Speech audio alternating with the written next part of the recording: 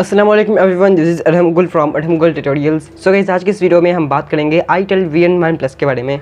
अब ये आईटेल का एक एंट्री लेवल स्मार्टफोन है जो आपको 15,999 रुपये की प्राइस में पाकिस्तानी मार्केट में देखने को मिलेगा। आज की इस वीडियो में हम इसका कंप्लीट रिव्यू करेंगे, देखेंगे कि क्या ये स्मार्टफोन अपनी प्राइस को जस्टिफाई करता है या ये स्मार्टफोन आपको अच्छी स्पेसिफिकेशन नहीं दे रहा, इससे अच्छे ऑप्शन भी आपको मार्केट में मिल रहे हैं।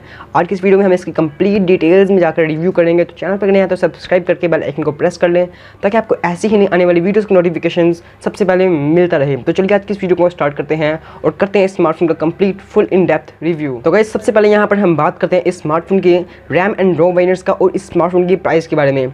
तो जैसे मैं आपको बताता चलूँ, इस स्मार्टफोन के अंदर आपको 3 GB रैम और 32 GB स्टोरेज वाला वेरिएंट देखने को मिलता है। और साथ में अगर हम प्राइसिंग की बात करें तो 15,999 जो अप्रॉक्सीमेटली 16,000 रुपये बनती है, यहाँ पर आपको पाकिस्तानी मार्केट में प्राइस देखने को मिल जाती है।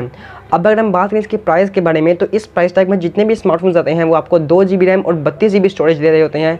बस यहाँ पर आपको 3 GB रैम और 32 GB स्टोरेज देने को मिली है, मतलब कि 1 GB रैम यहाँ पर एक्सटेंड कर दी गई है। आपको 1 GB रैम ज़्यादा देखने को मिली है आईटेल के इस स्मार्टफोन के अंदर।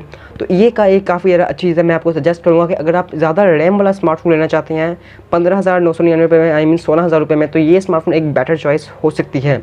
अब बात करते हैं इसके ओवरव्यू की। अगर हम इसके डिस्प्ले की बात करें, यहाँ पर आपको 6.5 इंचज़ का एक 720p रेजोल्यूशन वाला एक लो बेजल डिस्प्ले देखने को मिलता है। और अगर हम डिस्प्ले की क्वालिटी की बात करें तो यहाँ पर आपको 720p रेजोल्यूशन देखने को मिल रही है, जो इस प्राइस टैग में बिल्कुल ठीक है।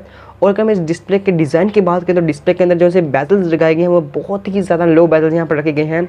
और फ्रंट साइड पर आपको काफ़ी कमाल का डिस्प्ले देखने को मिल जाता है, जिनका साइज भी काफ़ी एवरेज रखा गया है इस स्मार्टफोन की प्राइस के हिसाब से।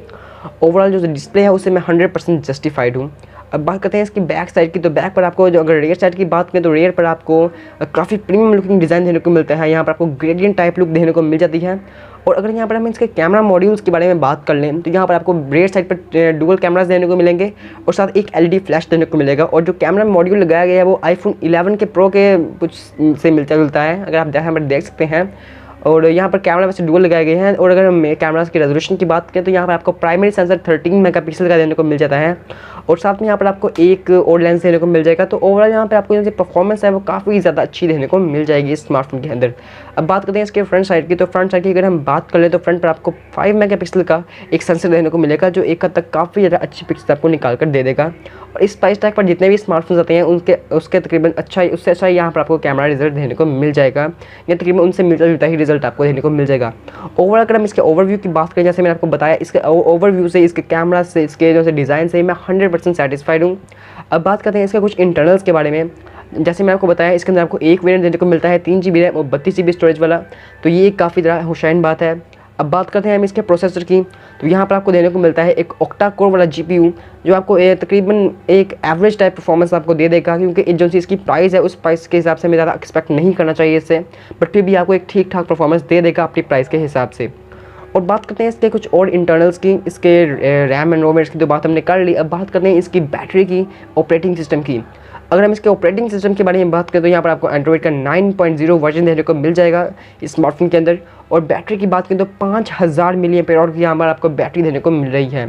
अब बात करें अगर हम दूसरे स्मार्टफोन्स जो इस प्राइस टैग में आते हैं, टेक्नो और इन्फिनिक्स के स्मार्टफोन्स, तो उसके अंदर आपको 4000 mAh की बैटरी देने को मिलती है, या किसी में 3500 mAh की बैटरी, बट इसके अंदर आपको 5000 mAh की बैटरी देने को मिल रही है।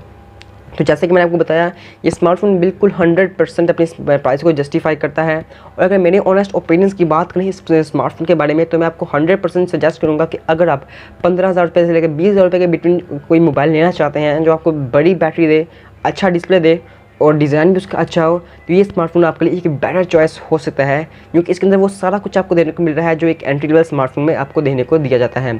तो वीडियो में इतना है। अगर आपको वीडियो अच्छी लगी हो तो वीडियो को लाइक कर दें, शेयर कर दें, और चैनल पर नए हैं तो सब्सक्राइब करके बेल आइकन को प्रेस कर लें। So guys, this is Arham गुल साइनिंग ऑफ एंड #FastTech।